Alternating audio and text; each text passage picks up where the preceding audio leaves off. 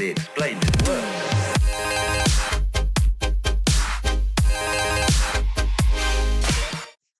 Hey, everybody. Hey, thanks for stopping by. Thank you. Thank you. Thank you. All right, we're going to talk about the things today. Let's get into it. Here's what I want to talk about today.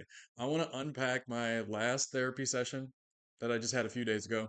And I also would like to talk about ADHD for a little bit, specifically rumination and negative self talk and how I'm dealing with it. And then, we'll just kind of get into whatever comes up, whatever we feel like it. You know the vibe. Okay, first and foremost, I want to practice some gratitude. All right, this is a habit that I'm trying to develop, trying to cultivate it. I'm getting into it. Here's how I understand it.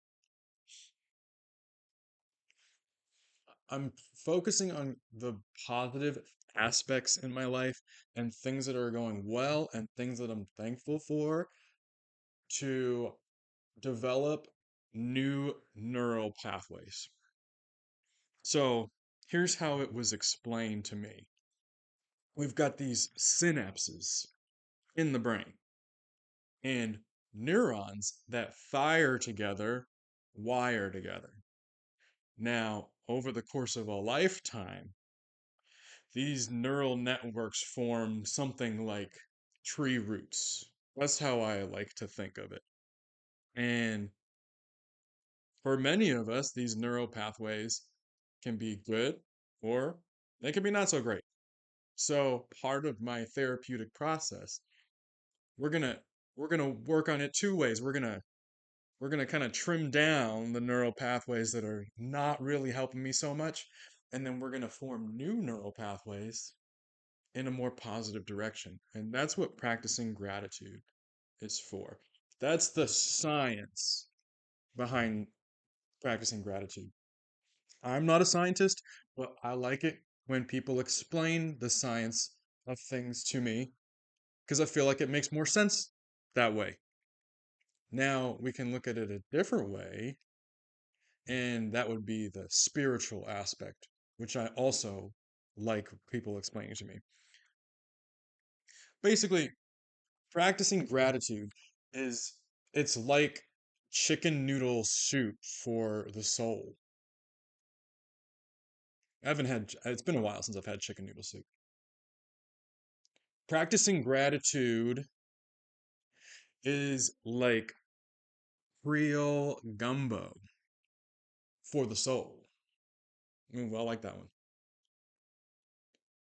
Practicing gratitude is like a bowl of piping hot borscht soup for the soul. Practicing gratitude is like having a nice hot chipino for the soul. Practicing gratitude is like a bowl of pozole for the soul. Huh? How's that? All right. So I'm gonna pick three things that I'm grateful for today. Number one, I'm grateful for my therapist. Okay, this is the first time in my life that I've actually gone to therapy longer than a year. That's pretty big for me. Uh, we got a good thing going. It's great to have that rapport because you have to be on the same page as your therapist. You got to be vibing with your therapist and you got to be on the same page, but you also have to be open to be challenged by your therapist. So there's a push pull and there's a balance that I feel like I've got and I'm really grateful for. And I'd like to say, not this past session, but a couple sessions ago, we were talking about um, a sort of meditation practice that I was doing. It's called Yoga Nidra. And I'm not going to get into the details of it right now, but I was practicing yoga nidra and I fell off it for a while and I'm trying to get back on it.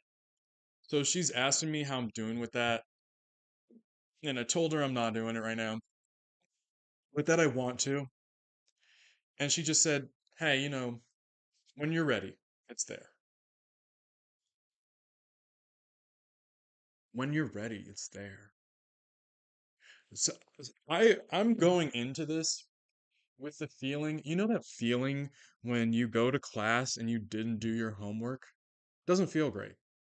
And I'm like, "Ugh, I'm supposed to do this thing, didn't do it." She just said it's there for you when you're ready.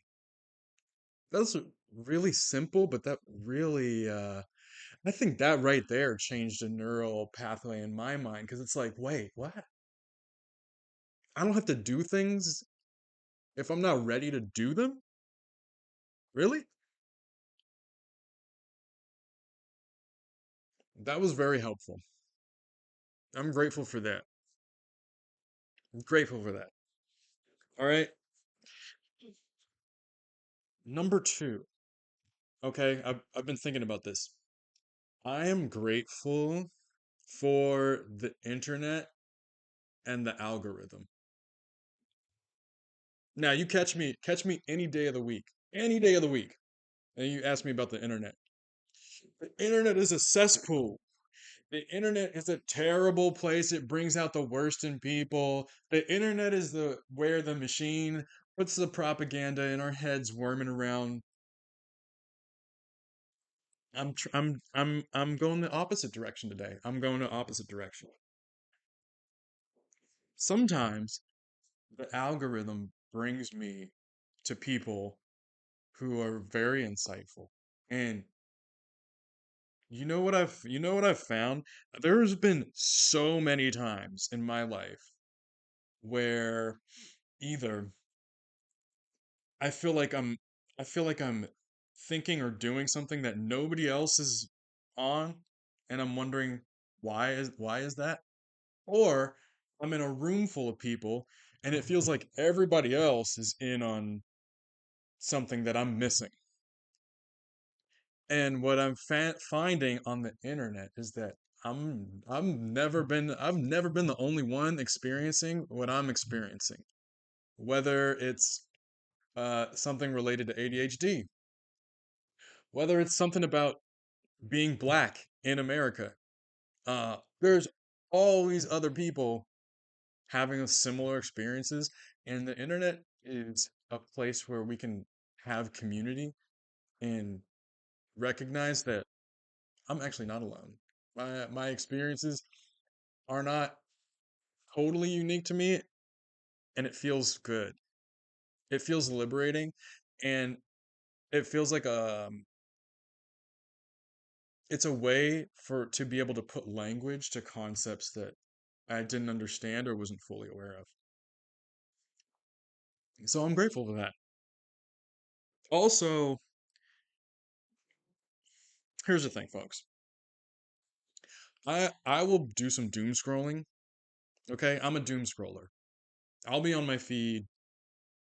Okay, now people tell me like, "Oh, that's not good for you. Stop doom scrolling. Stop it." No, I'm not gonna stop. I'm not gonna stop doom scrolling. I'm gonna keep doing it. I'm doing it. I'm gonna keep doing it. But I'll tell you what. I will also add in some more positive things to my feed because you know what I realized at this stage of my life? We all need to just be like a little bit silly. We need a little bit of the weirdness. I need some weirdos in my feed. I'm not talking about creepy weirdos, okay? Not that kind of weird. I'm not talking about uh weird based like edge lord Pepe the Frog sharing ass memes. Not that kind of weird, but like silly weird, okay? So all you silly weirdos out there in the interwebs, I'm grateful for you. When I grow up, I want to be just like you. All right. Number three. What's my third thing I was trying to think of something as big as the first two, but I think what my third thing that I'm thankful for today is coffee. This coffee right here. This is what's carrying me through today. Do I have a caffeine dependency? I don't. Maybe, maybe not. I don't know. Don't judge me. Okay? Look, some days I need a lot of stimulants to wake up. Don't judge me. Do not. I don't know if I'm addicted to caffeine or not. I don't know. Here's one thing that I do know. The other day, I was walking along on the beach and I look behind me and there are two sets of footprints in the sand. I keep walking. I keep walking. Keep going along. I look behind me. There's only one set of footprints in the sand. And I thought to myself, am I all alone? I wasn't alone, you guys. I wasn't. It was it was coffee that was carrying me.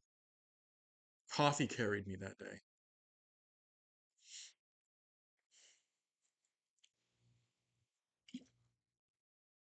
Yeah. Happy Sunday, folks. This is my coffee. My coffee in Christ. If you know, you know. All right?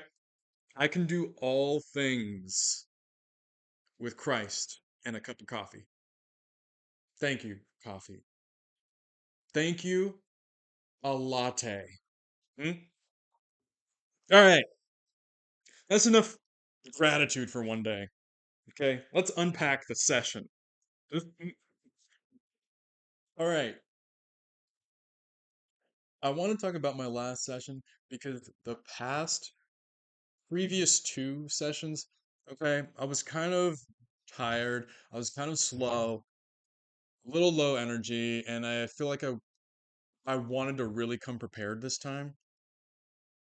Also, between this time and last time, this last month feels like 3 months have gone by. So much going on. So much going on.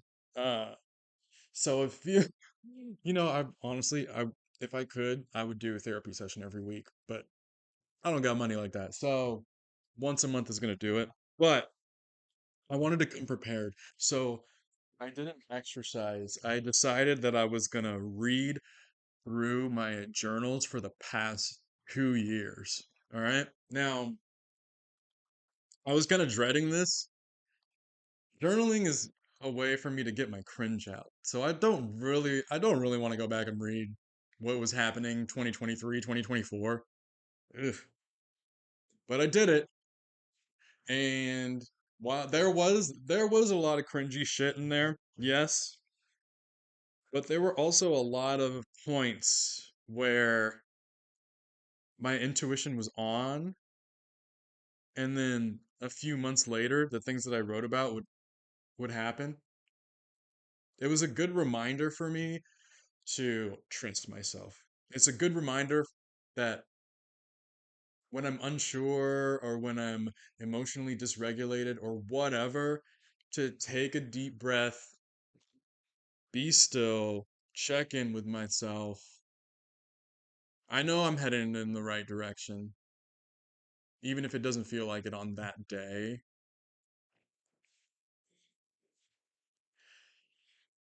We're coming out of winter, right? So this was the vibe. This is the vibe for winter, okay? From Thanksgiving to Christmas, I feel stressed out. The holidays stress me out, okay? I don't, Christmas is not my favorite holiday. I feel stressed out. And then when it's New Year's and we're celebrating, I'm breathing a sigh of relief.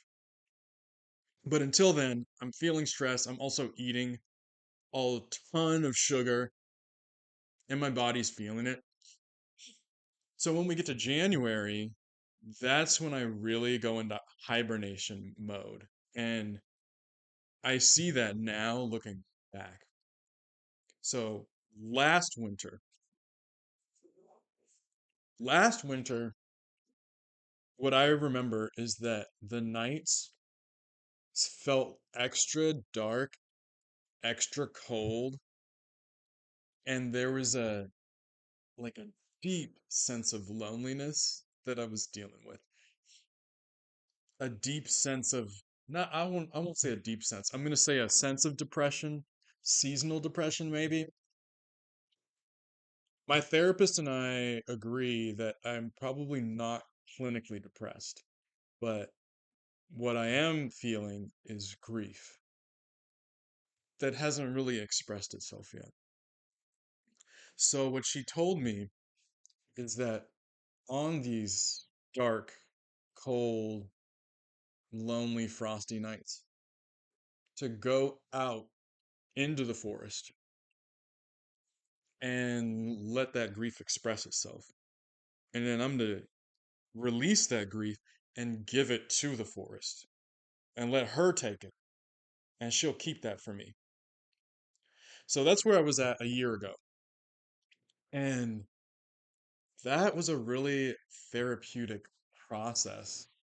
Uh, really benefited from that. And then in January to February, I experienced some internal shifts. And then those internal shifts manifested, expressed themselves from spring on into summer and throughout the year. This year was similar. It's like a parallel track. What was different about this year is that it didn't feel so cold, it didn't feel so dark and lonely. But I did experience a dip. Okay, the seasonal depression, the blues was there. Um, my hibernation mode did kick in, and I am experiencing internal shifts.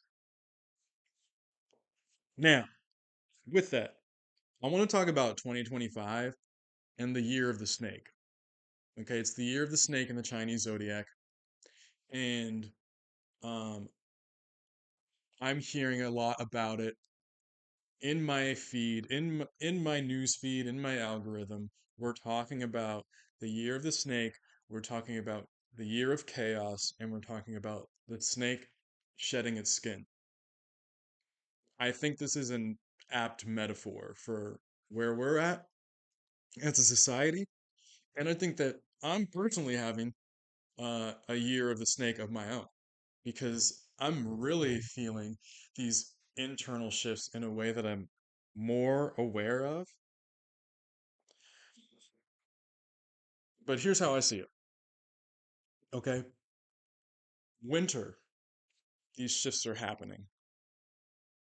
I'm going through it right now.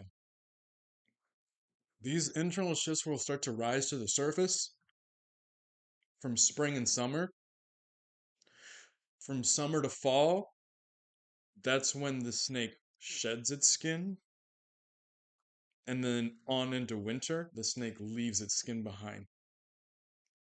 That's how I'm feeling in my personal development. And turning my notes here. So I've been writing about this. So I read my 2 years worth of journals. I'm writing about it in my journal. I'm feeling it during my meditation practice. I'm integrating these ideas into my daily life. Okay. So then I go to my therapy session. All right. I sit down and right off the bat, my therapist reads me a quote, which I will now read to you. Okay. Check this out. This is the year of the snake in the Chinese zodiac. It calls on you to shed anything that no longer supports your well being, including the snakes in the grass. To move with purpose, not pressure. To transform quietly yet powerfully. To act with intention and respond with precision. And to let your growth speak louder than revenge ever could. Wow. Wow, dude. Wow. It was like it was like exactly what I was thinking, but so much more eloquent. I love when these little synchronicities happen. I love synchronicity. That's I'm like really I'm like really here for that. I'm down for that. I'm like tune into the frequency so you can feel the synchronicity. Like tune into the frequency, man, so you can feel the synchronicity. Tune into the frequency, bruh. I don't know what kind of accent that is. Oh, we could do it a different way. Okay. Tune in to the frequency so you can feel the synchronicity. Do some beat poetry. I feel like it works either way. Anyway, mm, if you believe in synchronicity, you'll see it everywhere. And this was it for me. Okay, I'm gonna put that on a t-shirt. I'm gonna put that on a tie-dye t-shirt. Gotta tune into the frequency, man. Tune in. Don't drop out. Tune in, but don't drop out. That's okay.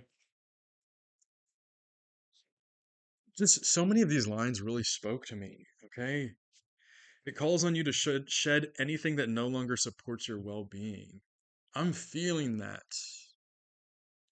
I'm feeling that the messages of we're about to shed the old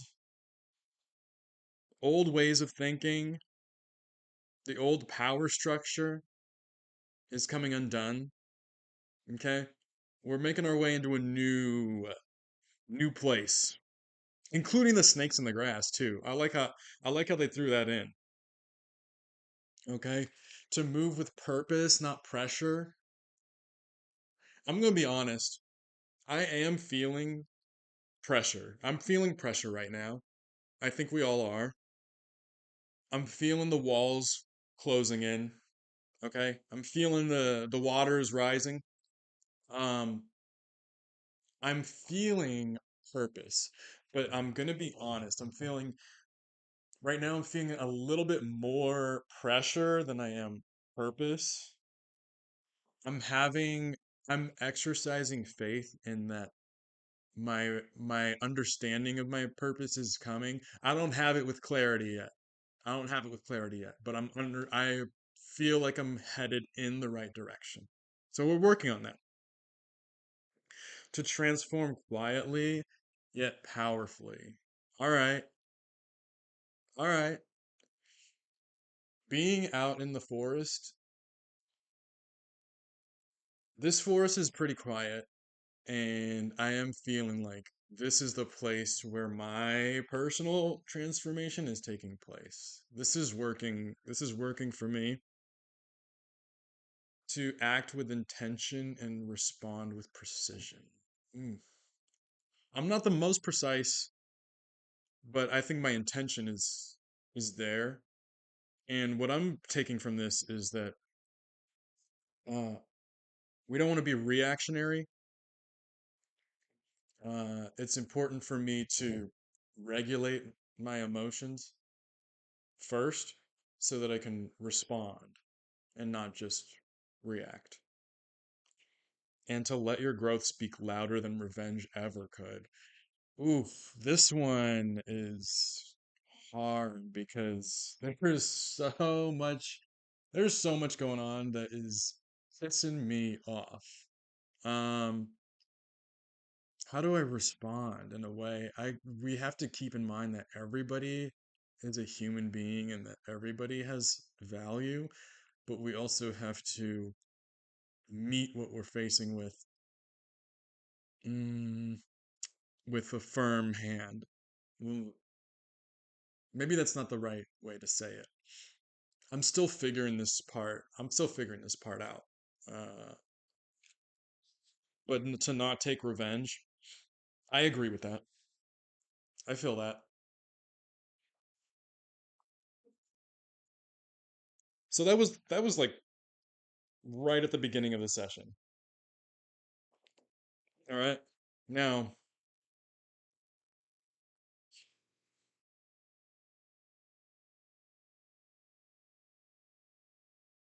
I'm trying to put myself out there a little bit, and I want to know who out here is ready to start having real, serious conversations about what's happening in our country and what's happening in the world. I'm disappointed. Okay.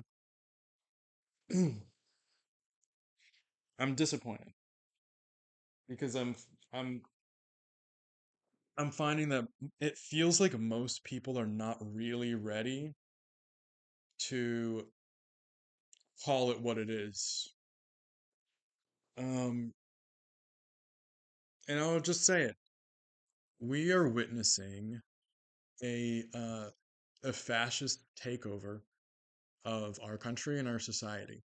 And I feel like when you use that word, the F word, people recoil. They're like, "You're an alarmist. It's not that serious. It's not that deep." Yes, it is. It is that deep. It is that serious. Hello? Y'all don't see all this shit going on out here? 2025 is the year of chaos. I do believe that. We're heading down a path where once we cross the line, which maybe we've already crossed, we're not going back. We're not going back. So, I'm dealing in myself with a lot of resentment right now. Um, Obviously, I have a lot of resentment for these far right, alt right, right wingers, Christian nationalists, neo Nazis. Let's just call them what they are. They're neo Nazis. But the thing about them is that I can see them, right? Those are the snakes that I can see. And then you've got these other people who are the snakes in the grass that aren't can't see so well. Hmm. Look, I know a lot of people feel like we just need to like keep voting for Democrats. Come on.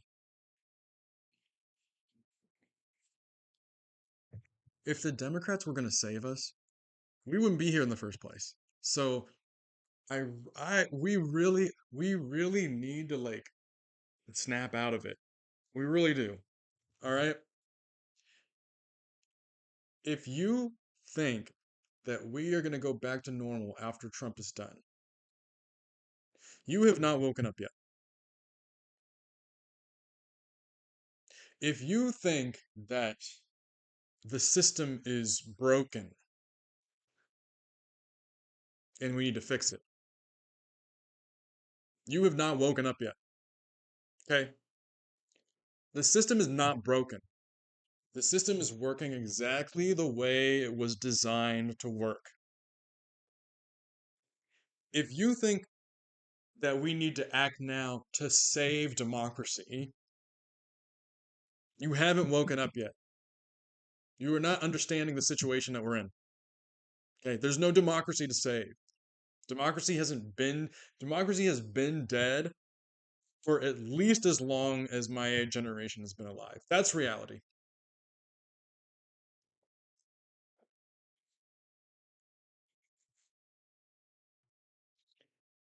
I saw a headline that said something like America is sleepwalking into fascism.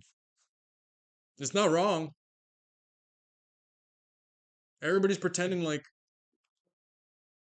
we're just going to vote our way out of this. Honestly, I'm tired of hearing that. I'm tired of people being like, you need to exercise your right to vote. We need to vote. If voting mattered, they wouldn't let us do it. Hello? We need to protest. We need to get our signs and go protest. If peaceful protesting was going to make real change, they wouldn't allow you to do it.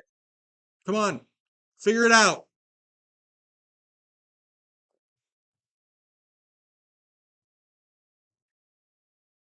So I'm dealing with this frustration. I am frustrated.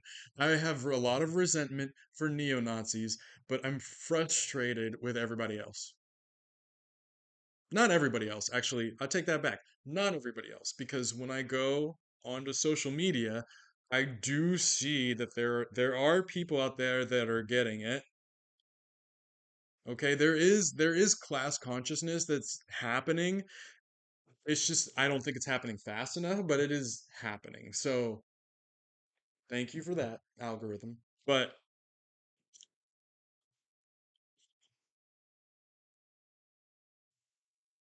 we really are running out of time, folks. I'm over it with people saying you have all the time. You have all the time that you need. No, you don't. No, we don't. We don't have all the time we need.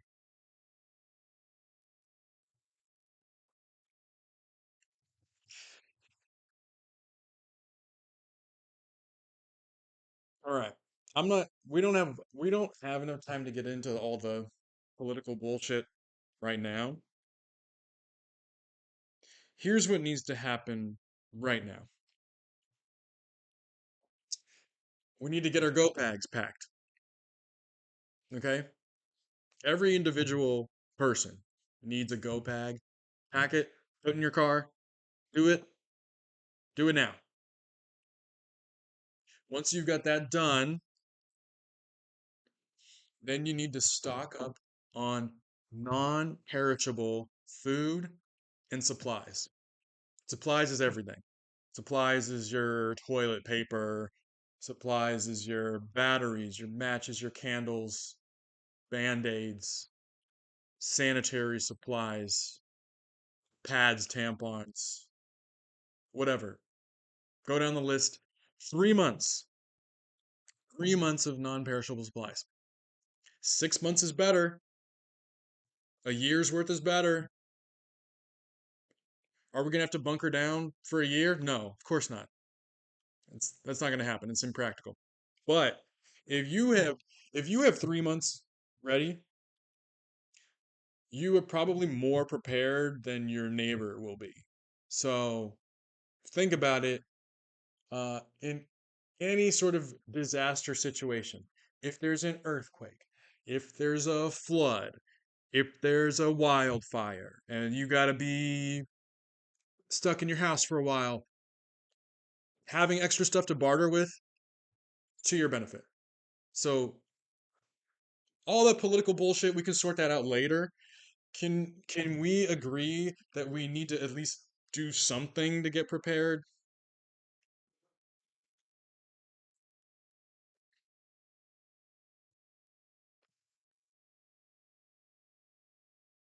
When you're ready.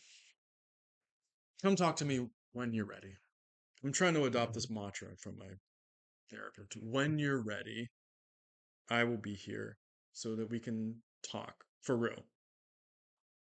And in the meantime, I'm gonna focus on my breathing and try to exercise compassion and patience and empathy because what I realize is that I have been so doomer pilled for like 15 years.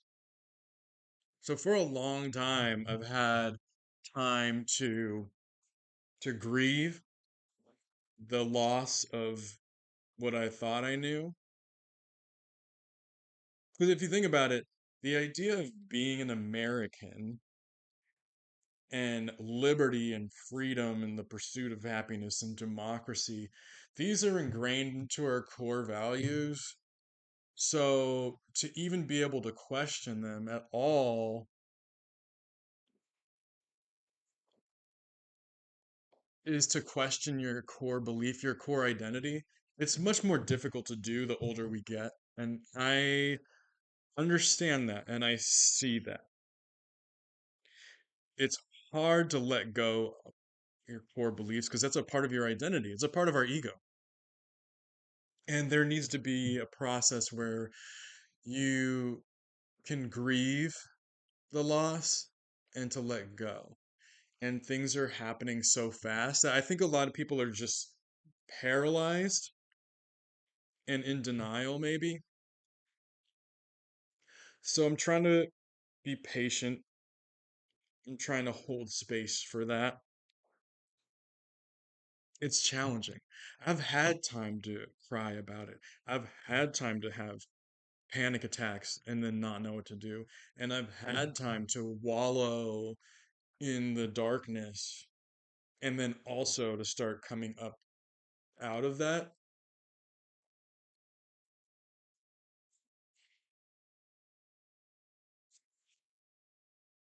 I'm just putting it out there, folks. We need to think about this.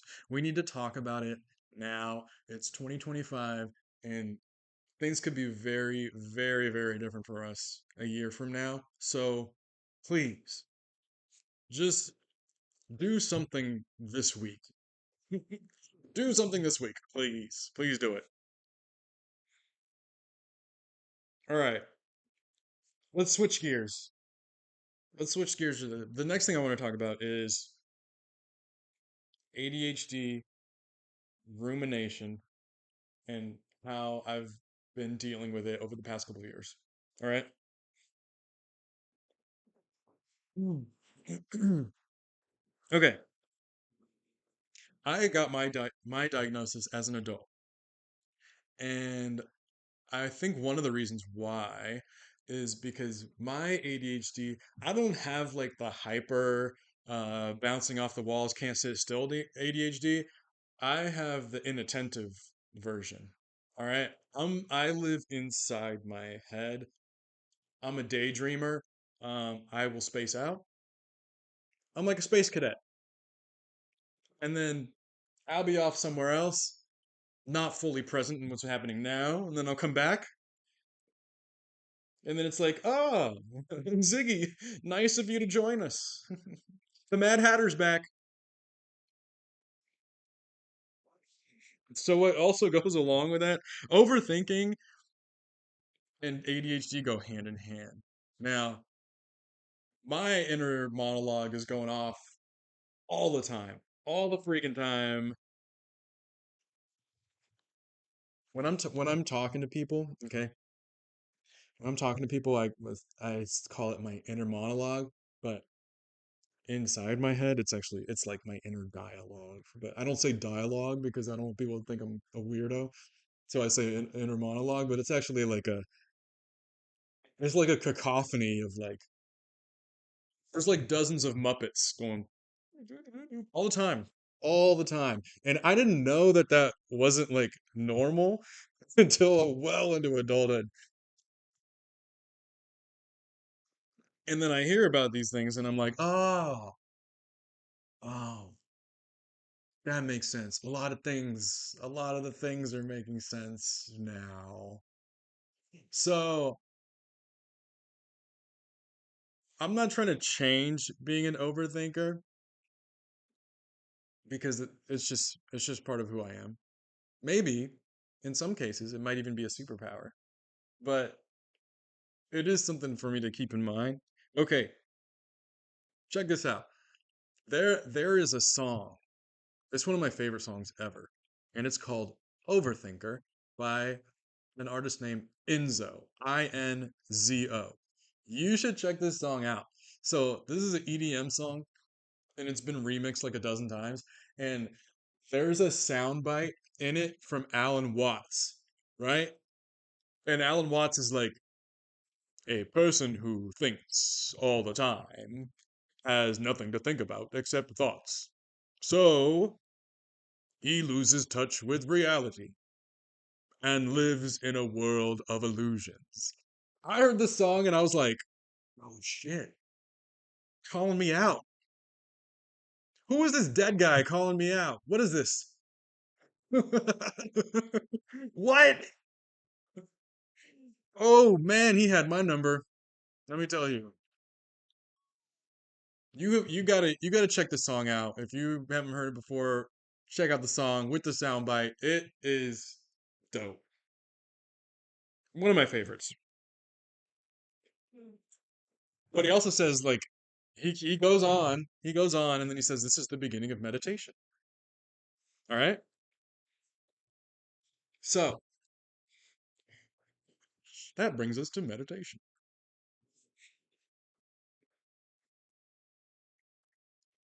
All right. Hold on.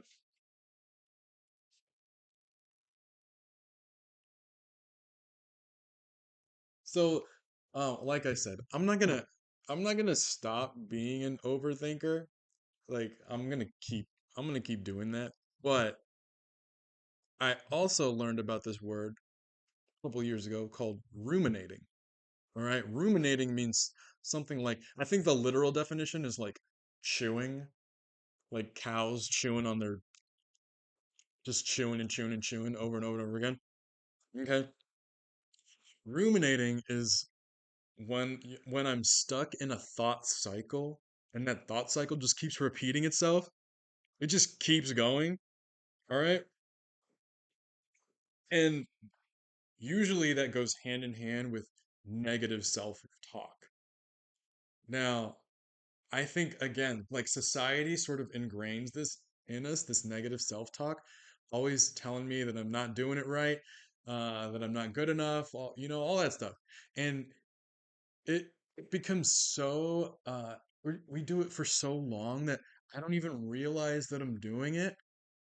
You kind of have to step outside yourself and then listen to yourself. And then I realize like I don't talk to my friends that way. I wouldn't talk to people that I care about that way. Why do I talk to myself that way? But when you're in it, it's really hard to see it and to pick up on it. It'll be like I feel like it's different than just daydreaming. It'll be like uh replaying a conversation that I had with somebody and being like, "Oh man, do they hate me? Did I sound like a jerk? Did I say that right? Did that come out right?" Or it'll be like replaying like an argument I had with somebody and just over and over and over again. It's like picking at a scab, like to pick at it. Or it's like anticipating a conflict in the future and then replaying that over and over and over again. And it's like I'm just punishing myself. I'm punishing myself for something that might happen, but probably won't. And it's like, why am I doing that? I'm giving all of this brain space to these repetitive thought loops. We don't have the economy for that. I ain't got time for that. I don't have the energy for that. But it's hard to stop. So what do I do? So I started practicing mindfulness meditation. I first started in spring of 2022. That's spring of 2022 is like officially when my personal healing journey began. So it's been about 3 years. Now, I had tried mindfulness meditation before and I always fell off. I would do it for like a few days or a week or 2 weeks. I always fell off because I thought I wasn't doing it right. I couldn't I couldn't get my mind to quiet down. And the thing about mindfulness meditation is that quieting your mind is not the point. That's not the point of doing it. I mean, it actually is the point of doing it, but that's not initially the point of doing it. That's not level one. Level one is just to sit there and observe and let the thoughts come in, but you observe them. And this is the key thing, you observe them and you don't judge. You don't assign good or bad. Now, really, like I think some thoughts like are good. I think some thoughts are bad. Some are helping me out. Some are not helping me out. But you're creating a safe space. You're creating a neutral zone, and you're just observing, and you're not assigning any value to them. You're just observing, and you're just practicing that. The other point of level one meditation is to bring your attention to your breath. Deep breath, deep diaphragm breath, and that's it. And that's all you do. And you do that for, it's really like, I would say like probably a month or so of doing it every day before you start noticing a difference. And the other thing that I didn't realize is that the most important thing is just doing it every day.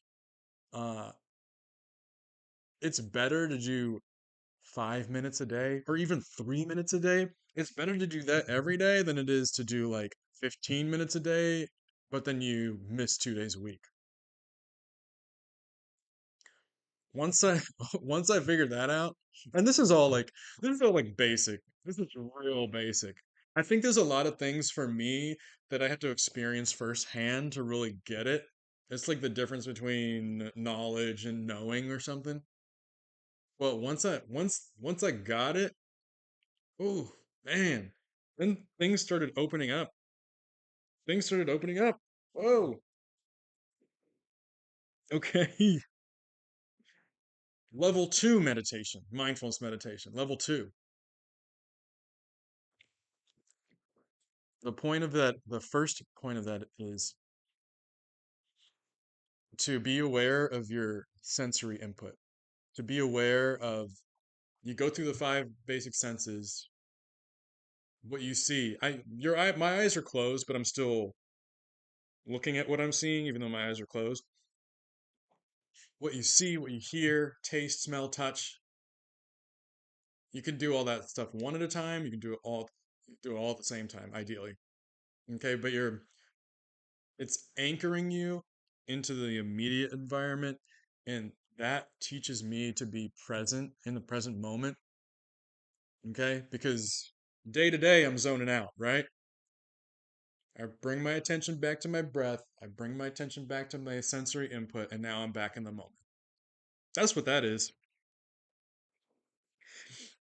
And by doing that, by being in the present moment, then I am open, I'm ready to receive.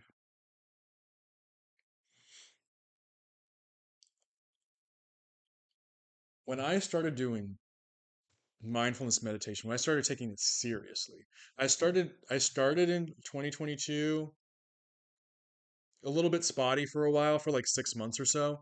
Then I got to like a whole year of doing mindfulness meditation every day. When I started taking it seriously,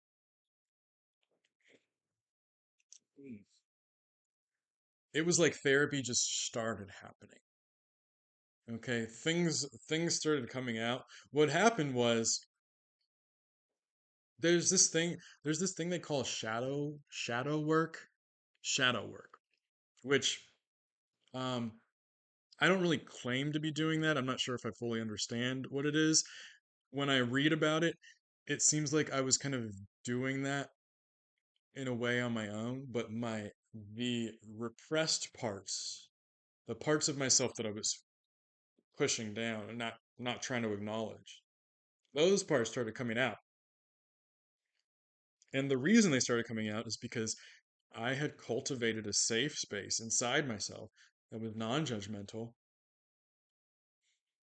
so I could come out and examine these parts. And that is when the real inner work started to happen. That's when it really started to happen. Um, wow. I'm thinking about where I was in 2023, and man,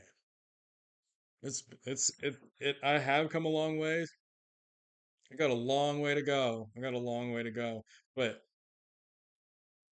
let me tell you, mindfulness meditation is the easiest, cheapest, most accessible tool that anybody can use. And you know what? Like, I didn't know any of this. Like, I didn't know any of this, what I was doing. I didn't know what I was doing. I was just doing it. The only thing that I was aware of, that I was really conscious of, was I told myself, okay, I I need some help. Uh, I need some medicine, right? I need some treatment. I'm open and ready to receive. And I said that out into the universe, like, okay, I'm ready. I didn't know what form it might take. I didn't know what path, I didn't know where I was gonna go, what I was gonna do, but I just said like, okay, right now, I'm open and I'm ready to receive. And that was a switch because for my whole life, I'm pushing and chasing and trying to force things to happen. When you try to force things to happen, you catch resistance. It's not always a bad thing, but it wasn't really working for me. I was in a period of burnout. And so trying to brute force my way through burnout wasn't going to work. Oof, when I took a step back and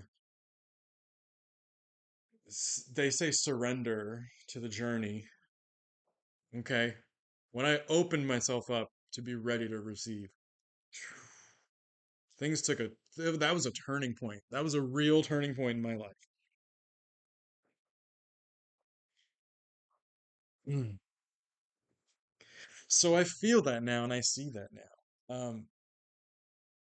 For people to deprogram, for people to be able to heal, there has to be a safe environment for people to do that in. Uh, our behaviors, our bad habits, our behaviors that are hindering us, they were working for us at some point in our lives. And that's why we keep doing them, because that's the comfort zone that we're in. And now at this point in my life, those behaviors are hindering me and not helping me. But in order for me to be aware of this, I had to have a safe place to heal in.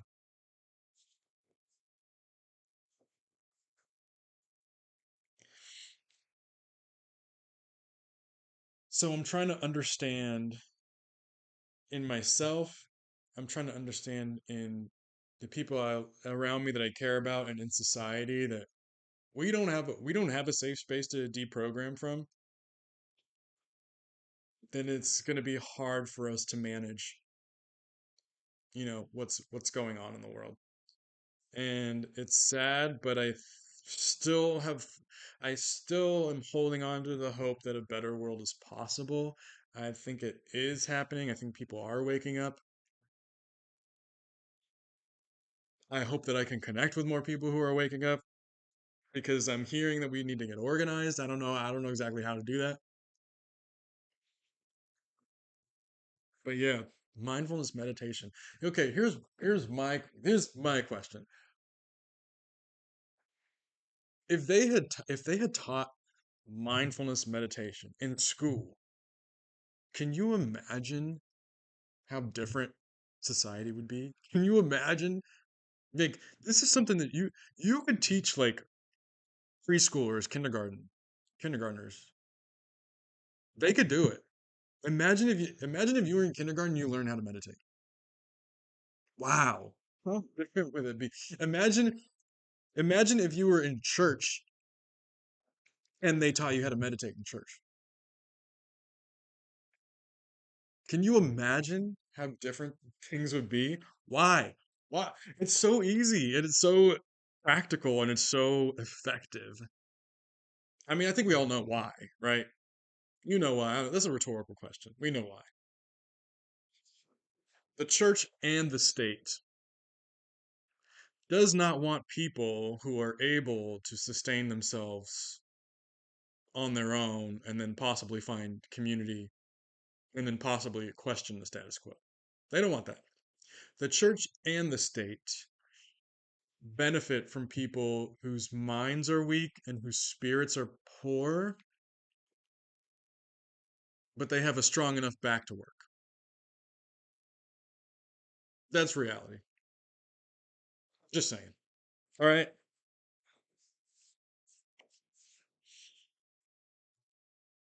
All right. Can we talk about something else? I want to talk about I want to talk about movies. I want to talk about some movies that uh that I've seen recently.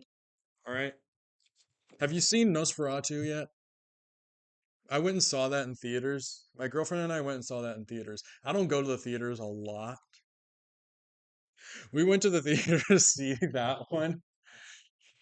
Folks, it was kind of weird, right? Wasn't it kind of a little bit weird? We heard that it was like visually striking and that it was very well done. I mean, I guess I'm not a movie critic, whatever. It was weird, dude. It was like it was like sexually charged, but like not in a fun, sexy way. In a way that made me feel really uncomfortable. I don't know, man. I was not feeling it. Nosferatu. I mean, if I understand correctly, this is beat for beat like the original movie. But dude, bro's accent.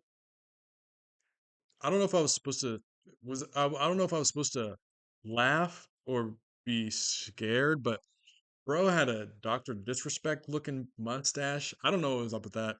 And quite frankly, wasn't feeling it. But okay, Willem Dafoe. He was good. I thought he was good.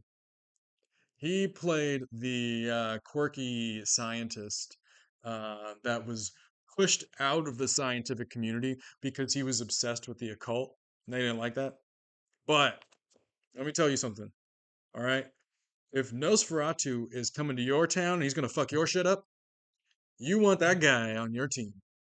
You want the guy that knows all about the occult on your team. That's what you want. So Willem Dafoe, I think he was my favorite. And that reminds me, he also played the quirky scientist in Poor Things, right? With Emma Stone. Emma Stone's pretty cool, I think. But again, weird sexually charged story. Weird. Not in a good way. Not in a good way. Visually striking. Mark Ruffalo's pretty good too. But what is it? What is up with that? I don't know. I don't know about that. And Willem Dafoe, he gets a lot. He seems to be like a somewhat of a scientist, being a little bit quirky. Anyway, if you're wondering what my take on it is, you could skip it. But here's what I really want to talk about. There's another movie that's the sleeper hit that I was not expecting to like this one, but I did like it. It's called Dog Man. Okay, it's about a dog. It's about a dog man police officer. When I saw the previews, I was like, I don't want to watch a movie about cops. Skip that one. Cop propaganda? No thanks. I was invited to see it. Somebody else paid for my ticket. Okay. Fine. If you're gonna pay for my ticket, fine. I'll go watch the cop movie with you.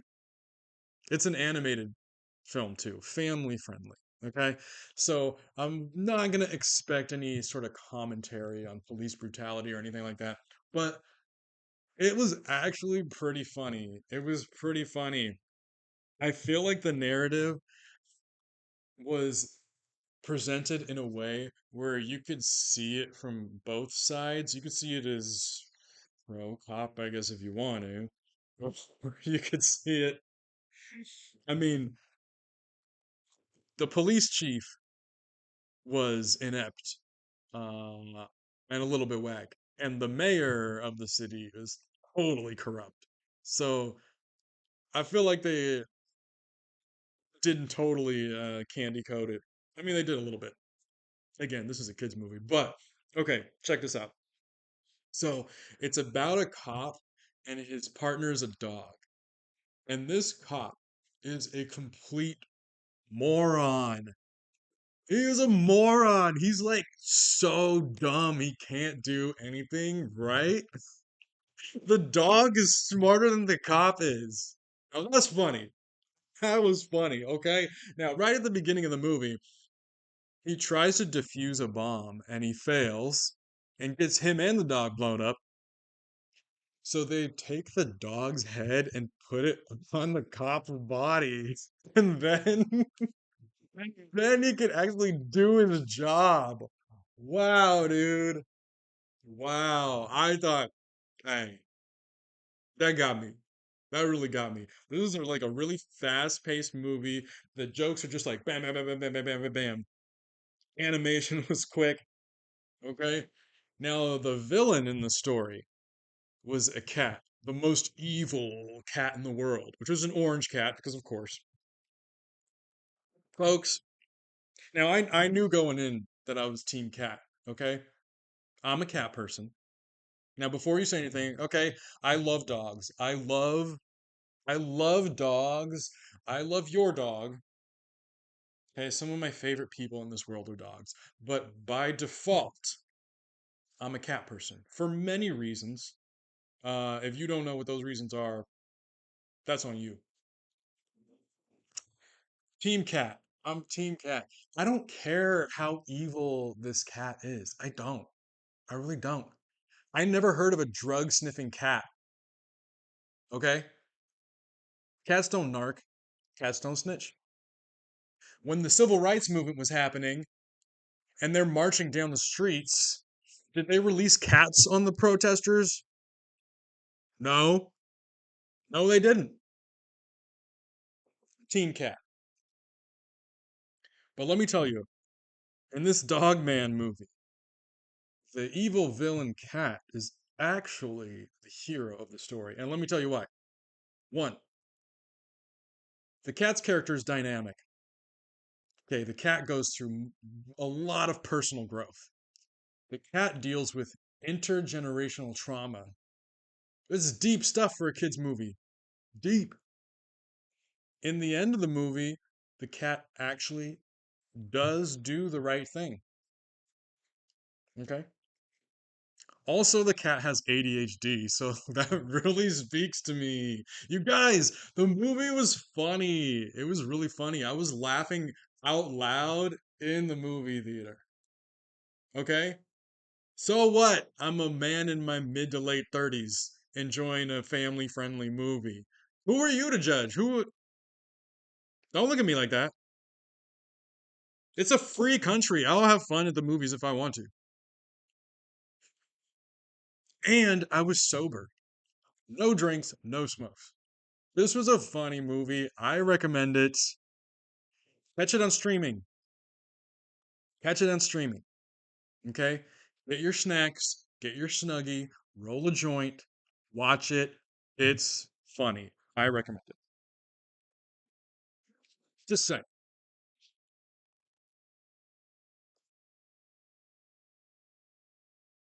All right, folks. I want to talk about current events. Uh, just not too deep. We're not going down any rabbit holes this time, but I do want to talk about some current events just because things are happening so fast. Uh, it's like 1 week goes by and there's a month's worth of news in every week. Are you feeling that? Are you seeing it? Okay. Here's some things that stood out to me in the news in my news feed this week. Okay. First off, JD Vance gets shut down by the Pope, and then the Pope is dying. So here's the story that I got. JD Vance goes on some spiel about he he's preaching pseudo Christianity and talking about like how we're supposed to love people in order, in a hierarchy. You're supposed to love yourself and your family, and then your neighbor, and then your society, and then everybody else, but also fuck immigrants. Dude, bro, it's so weird today how the Christians are like the most anti-Christian. It's so weird. They say there's no love quite like Christian hate. Now, I grew up in church, all right? So I'm speaking from experience. Most of my social circle now is atheist agnostic. And honestly, I prefer it that way because you church people suck. You suck, dude. How are you gonna be like, oh my gosh, this is love your neighbor as yourself. Take in the foreigner and treat the stranger as if they are a native in your own land. That's what the Bible actually says, bro. This dude, and it's not even like he's twisting the scripture, but it's not even like he's indoctrinating people. The people are already on that shit. He's just telling them what they already want to hear. So it's that's crazy.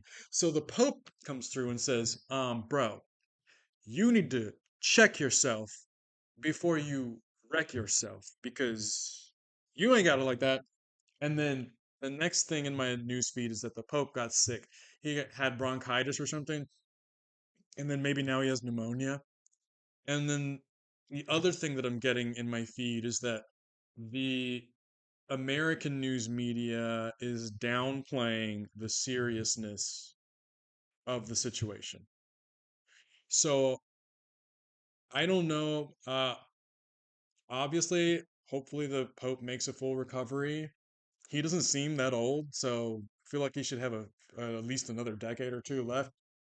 We'll kind of have to just wait and see what happens, but you know me, I don't really believe in coincidences. I think it's very interesting that he spoke out against JD Vance and now he's sick.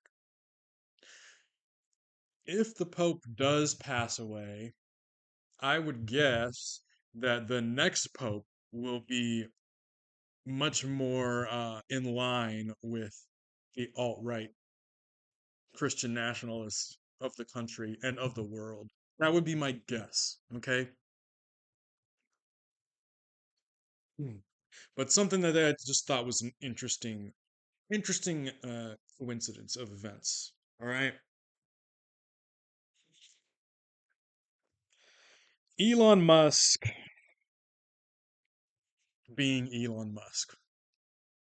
I saw a video of him prancing around on stage with a chainsaw with Milei, the leader of Argentina. Also, this Milei guy, like, he be popping off. Somebody look at Millet. Tell me that guy doesn't look like one of the boys of Brazil. Tell me that. Seriously. Elon Musk on stage with a chainsaw talking about we're gonna cut bureaucracy.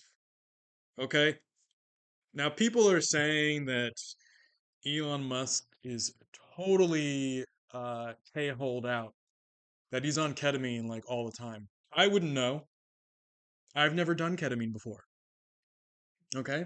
I don't have access to a good source. I don't have a plug. I don't know. None of my friends know where to get it. A friend of a friend doesn't have it. So I wouldn't know myself. Okay. Y'all know me. I have been a criticizer of Elon Musk since day one.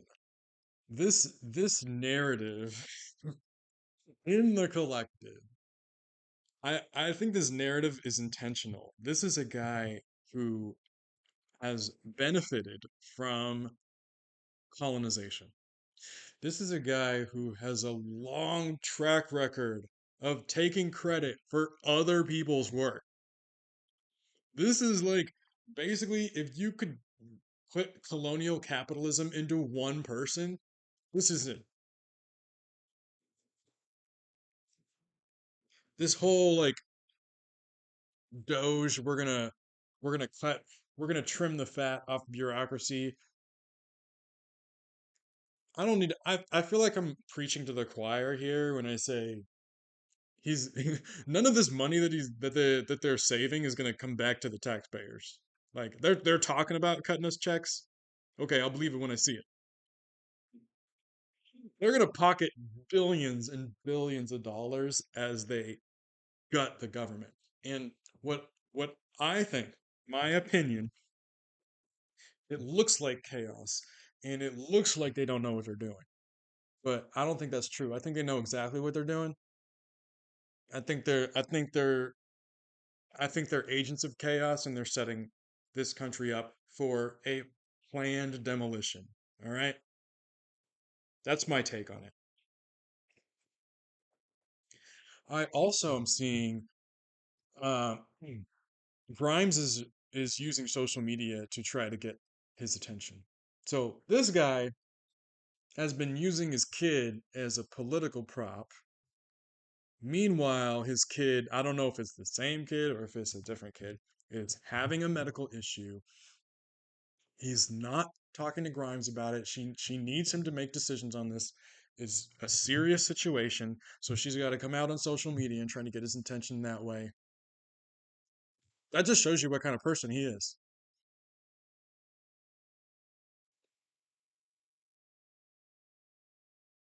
Also, dude's a neo-Nazi.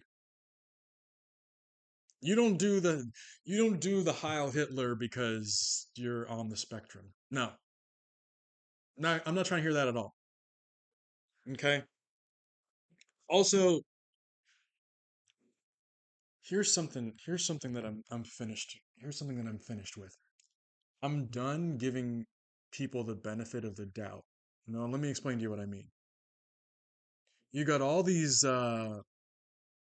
mostly bros, libertarians, whatever, talking about like, oh, you just need to lighten up. It's not serious. He's just joking. These are just jokes. He's trolling. Fuck trolls, man. Ain't nobody got time for that. Trolling? Look at these are my thoughts about trolling. These internet trolls, these whatever. Like, okay, I'm not gonna go on a crusade against some randos on the internet, but the richest man in the world, a man who wants us to believe he's like super intelligent, trolling? No, no, not here for that. Okay, this dude came out against some astronaut and said that she was fully R-worded. Seriously? Are you 14? And then these are the kinds of people that are like, the libs are trying to make comedy illegal. The libs are trying to take our comedy. No, you're just not funny, dude. You're just not funny. You know what is funny? Um, Memes about Luigi on a Mario Kart throwing a blue turtle shell at Elon Musk. That's funny. Okay? It's not that we don't have a sense of humor. You're just not funny. You are using the same lame ass jokes from 20, 30 years ago. Okay? People are funny. Comedy is funny, dude. You know who's funny? Bill Burr. That guy's kind of funny. You know who's funny? Uh, Richard Pryor and George Carlin. Okay? They've been dead for decades now. They're still funny. It's funny because it's true. You're just not funny, bro. Deal with it. I'm the thing about trolling. Okay, the thing about trolling. I feel like those people who get off on that shit are worse than people who lack empathy. Okay, people say like, oh, these bros, they don't. These edge lords, they lack empathy. Actually, no, they don't, because lacking empathy means lacking awareness. It means that if you don't have empathy, then that means you don't understand how what you're doing and what you're saying is affecting the other person. But a troll, they do know how to push other people's buttons. They know that the other person is going to be affected by it. And that makes them worse. That's what I'm saying.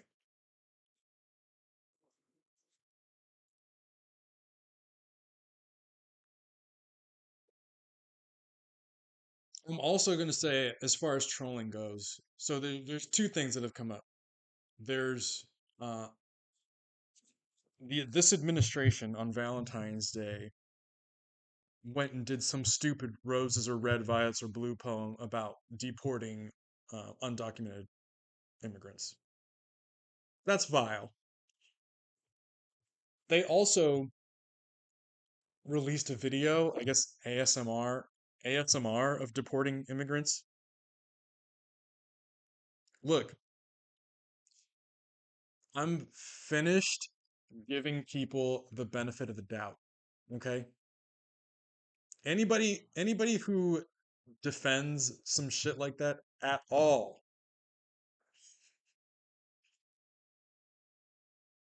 we don't you and I don't have nothing in common.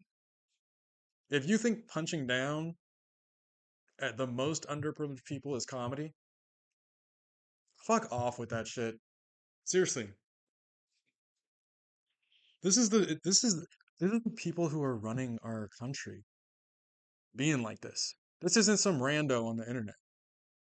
These are the people who decide the fate of the world, telling you who they are. So the lines are being drawn, and I know what people say like, "Oh, you can't fall into absolutist thinking. Everything's not black and white." Well, actually, on this, everything is black and white. Okay, you're either fighting against racism, you're fighting against fascism, or you're down. And if you're gonna defend these trolls, look, I think that some people in the mix who are in the administration who are doing the trolling, I think there are some people who really are just joking. I'll give you another example, like "Long live the king." I've seen this post, something something about New York City. Long live the king. Trump thinks of himself as like a king. Okay, maybe there's some people in the mix who don't see him as a king and they really are just putting a joke out there. Those people are useful idiots. That's what they are. They're useful idiots. They're useful because they are covering for the people who are serious. And if you are somebody who's going to defend this behavior by saying it's just a joke, you are also a useful idiot.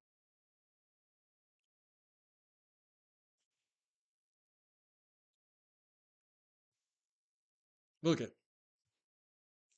It's time to make a decision if you haven't already. Look, you're either going to fight against this or you're going to defend it. It's really that simple. All right. That's all got to say about current events. Here's what I want to leave you guys with. All right. Thank you to the algorithm for showing me this. This is a song. All right. This is the banger of the year. This is my song of the year. All right. So I'm scrolling on Instagram and I come across this ad, and it's for a group called the Neighborhood Kids. Okay, the Neighborhood Kids, and they have this song called "Kids in the Cages." Oh my gosh, you guys, this shit slaps. Um, this got me right in the Rage Against the Machines. These are some kids. These kids are popping off. Oh my gosh. These kids are giving me faith in the next generation to lead the way. Seriously. You gotta check this song out. I'm gonna put a link in below so you can just get right to it. Yo, I went I went and looked him up on Spotify, and this isn't even like the most popular song. I'm gonna listen to more of their music, but this isn't even the most. This was like their mid song, and this one I am bumping it. So please, please, please check out the Neighborhood Kids, Kids in the Cages. Yo, mm, yeah, it's about that time. It's about that time, folks. All right, thank you for hanging out with Ziggy. I appreciate it. If you made it to the end, if you made it to the end, you a real one. All right, thank you. Peace.